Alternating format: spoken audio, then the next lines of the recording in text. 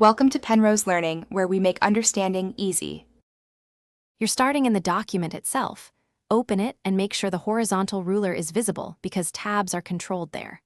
Once the ruler is visible, scan the left margin area for small blue triangle or rectangle markers.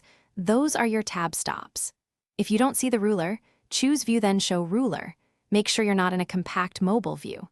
This first action gets you into the exact place where you can edit or remove tabs quickly. With the text selected, you can change all tab stops at once, highlight the specific paragraphs, or press Ctrl+A to affect the entire document. Now look at the ruler above.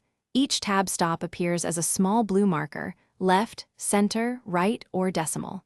Once you've found them, click a marker to select it and confirm its alignment with the gaps in your text. If you still see odd spacing, enable Show Non-Printing Characters or Reveal Tabs by toggling visibility options to spot hidden characters. To remove a tab stop, click and drag that blue marker straight down off the ruler. It disappears and the text realigns.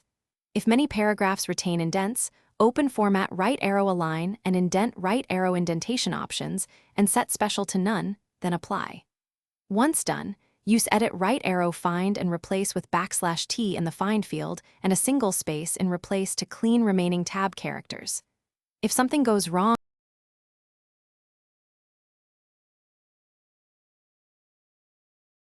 Thanks for watching. If this was helpful, leave a like and consider subscribing. See you next time.